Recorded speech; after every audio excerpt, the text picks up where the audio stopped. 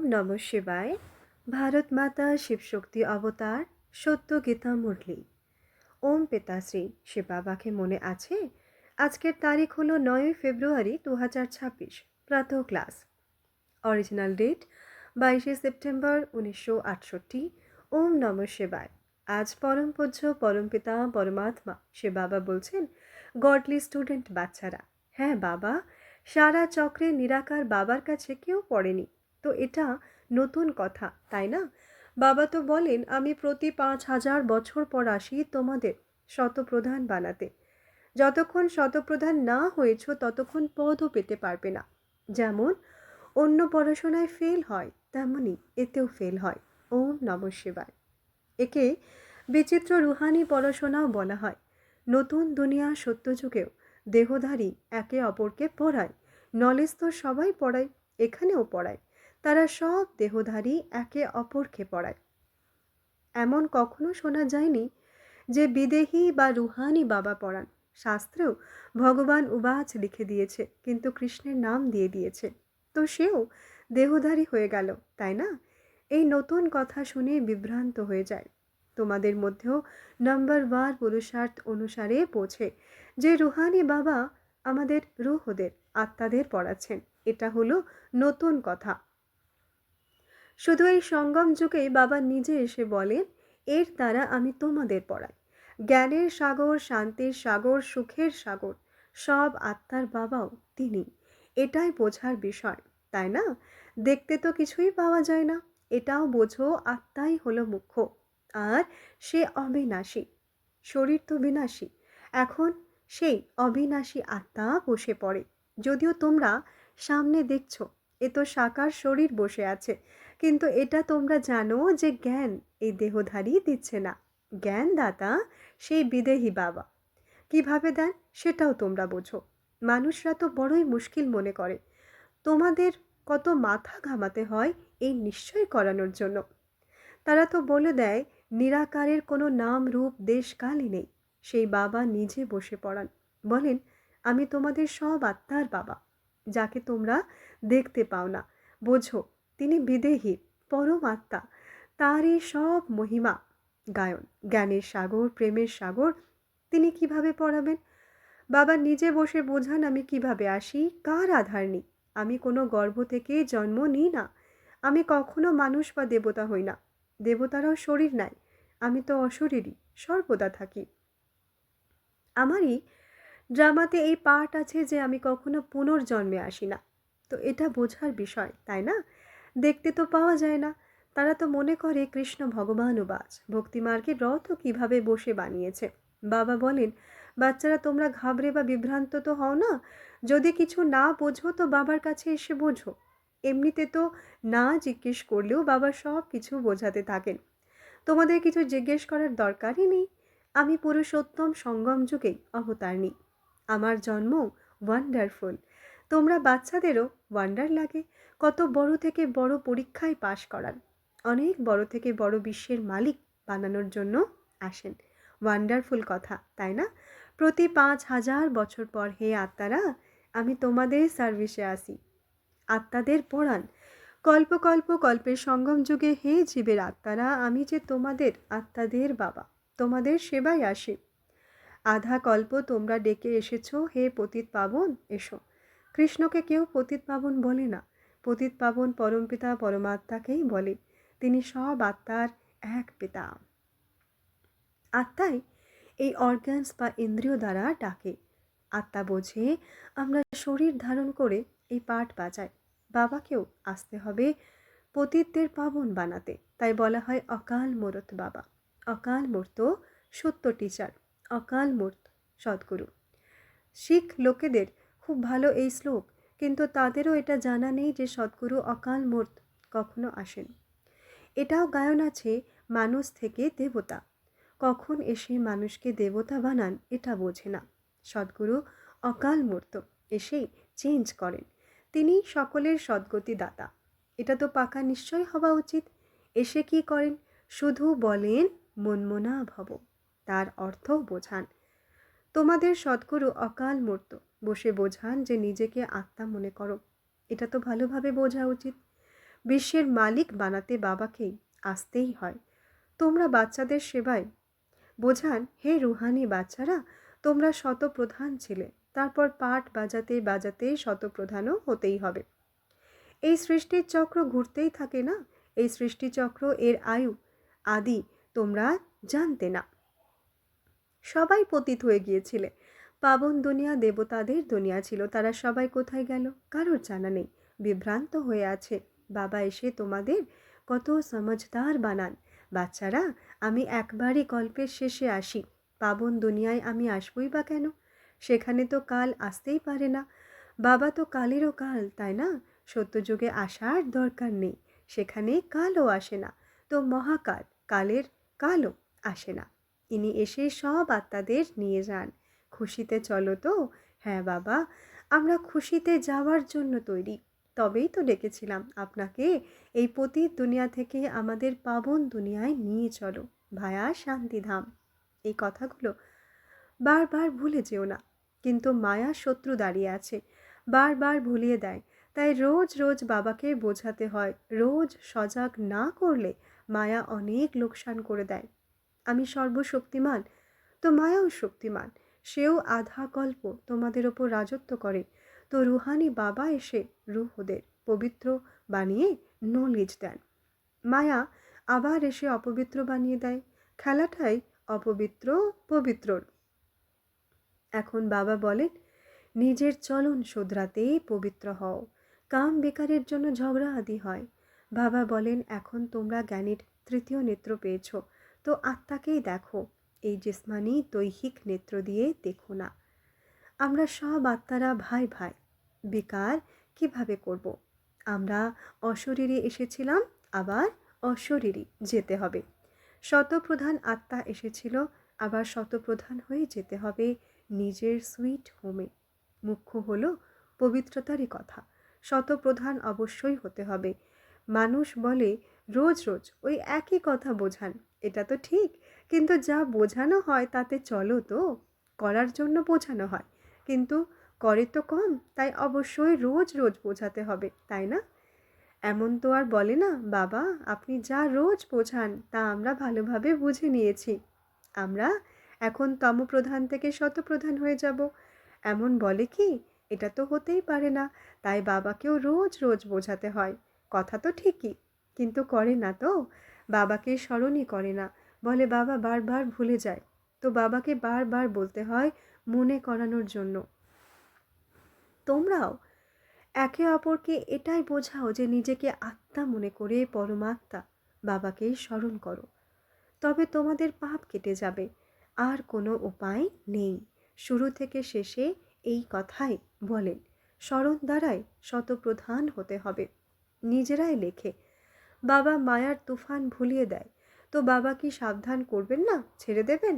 বাবা জানেন নম্বর ওয়ার পুরুষার্থ অনুসারে যতক্ষণ শতপ্রধান না হয়েছ যেতে পারবে না। লড়াইয়েরও কানেকশন আছে না, লড়াই লাগবেই তখন যখন তোমরা নাম্বার ওয়ার পুরুষার্থ অনুসারে শতপ্রধান হবে। জ্ঞান তো 1 সেকেন্ডের। বেহাদের বাবাকে জেনে গেছো, তার থেকে বেহাদের সুখ তখন পাবে যখন পবিত্র হবে। পুরুষার্থ ভালোভাবে করতে হবে। অনেকে তো কিছুই বোঝে না, বাবাকে স্মরণ করারও আক্কেল আসে না। কখনো এই পড়াশোনা তো পড়েইনি। সারা চক্রের নিরাকার বাবার কাছে কেউ পড়েনি, তো এটা নতুন কথা, তাই না? বাবা তো বলেন, আমি প্রতি 5,000 বছর পর আসি তোমাদের শতপ্রধান বানাতে। যতক্ষণ শতপ্রধান না হয়েছ ততক্ষণ পদ পেতে পারবে না। যেমন অন্য পড়াশোনায় ফেল হয়, তেমনই এতেও ফেল হয়। কিছুই বোঝে না। শিব বাবাকে স্মরণ করলে কি হবে? কিছুই বোঝে না। বাবা আছেন তো বাবার থেকে অবশ্যই স্বর্গের বর্ষা পাওয়ার আছে। স্বর্গও 2500 বছর চলে। সত্যযুগ ত্রেতাকে স্বর্গ, দাপর কলিযুগকে নরক বলা হয়। এই কথাগুলো মানুষ জানে না, বাবাকেই এসে বোঝাতে হয়। বাবা বলেন, কল্প কল্প আমি একটাই কথা বোঝাই। গুরুও একটাই মন্ত্র দেন, 10টা মন্ত্র তো আর দেবে না। এখানে তো মন্ত্রের কথাই নেই, এটা তো মানুষ থেকে দেবতা হওয়ার পড়াশোনা। সারা চক্র তোমাদের বাচ্চাদের বুদ্ধিতে আছে, আর কারোর বুদ্ধিতে নেই। বাবা একবারই বোঝান যার দ্বারা তোমরা দেবতা হও। বাবার আশ্চর্য লাগে, তাই না? বাচ্চাদের বোঝান আমি কল্প কল্প পুরুষোত্তম সঙ্গম যুগে আসি। গীতায় লিখে দিয়েছে কৃষ্ণের নাম, ভগবান উবাচ কৃষ্ণের চিত্র দিয়ে দিয়েছে। এই ভুলই ভারতকে কত নিচে নামিয়েছে। এটাও ড্রামা তৈরি হয়ে আছে, অদল বদলও হতে পারে না। দেবতা তোমরা হবে, তারপর নাম্বার ওয়ার সবাই আসবে। সারা সৃষ্টির মানুষ আত্মা যারা আছে, যে যত জন্ম নিয়েছে ততটাই নিয়ে পাঠ বাজাতে হবে। এত এইসব কথা বয়স্ক মহিলাদের বুদ্ধিতে বসতে পারে না।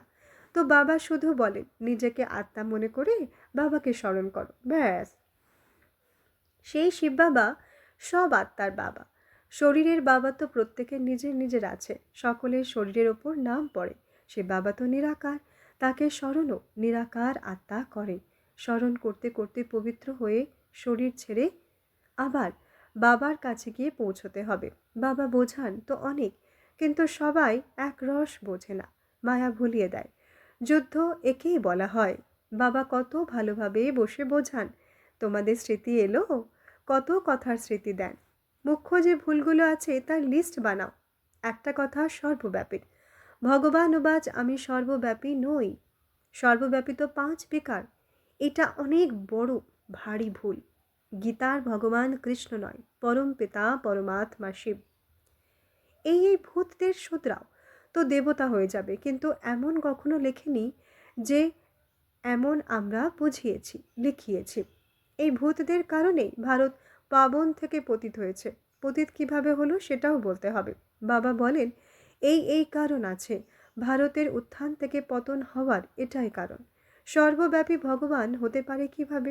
ভগবান তো এক, যিনি সুপ্রিম বাবা, টিচার, গুরু। কোনো দেহধারীকেই supreme father, supreme teacher, supreme সদ্গুরু বলা যায় না। শ্রীকৃষ্ণ সারা সৃষ্টিতে সব থেকে উঁচুতে। যখন সৃষ্টি শতপ্রধান হয় তখন তিনি আসেন। তারপর শততে রামচন্দ্র, তারপর নাম্বার ওয়ার নিজের সেই সময়ে আসেন। শাস্ত্রে দেখায় সকলের বিকার নিতে নিতেই গলায় কালো হয়ে গেছে। এখন এটা বোঝাতে বোঝাতে গলায় শুকিয়ে যায়। কত কথা অল্প, কিন্তু মায়া কত জবরদস্ত। প্রত্যেকে নিজের মনকে জিজ্ঞাসা করো, আমরা কি এমন গুণবান শতপ্রধান?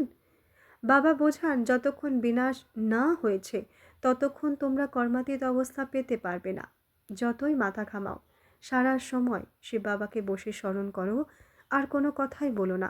ব্যাস, বাবা লড়াইয়ের আগে আমি কর্মাতীত অবস্থা পেয়ে দেখাবো, এমন কেউ বেরোক। এমন ড্রামাতে হতে পারে না। প্রথম নম্বরে তো এদেরই যেতে হবে। ইনিও বলেন আমাদের কত মাথা ঘামাতে হয়, মায়া তো আরও রুস্তম হয়ে আসে।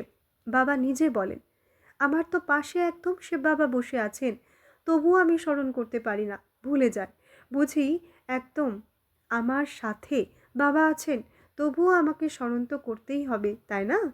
তোমরা যেমন করো, এমন নয় যে আমি তো সাথে আছি, এতেই খুশি হয়ে যাওয়া নয়। আমাকেও বলেন নিরন্তর স্মরণ করো, সাথে থাকা তোমরা রুস্তম। তোমাদের তো আরও বেশি তুফান আসবে, নয়তো বাচ্চাদের কিভাবে বোঝাতে পারবো? এইসব তুফান তো তোমাদের থেকে পাস হবে। আমি তার এত কাছে বসে থেকেও কর্মাতীত অবস্থা প্রাপ্ত করতে পারছি না, তো অন্য আবার কে হবে? এই মঞ্জিল, লক্ষ্য অনেক উঁচু। ড্রামা অনুসারে সবাই পুরুষার্থ করতে পারে।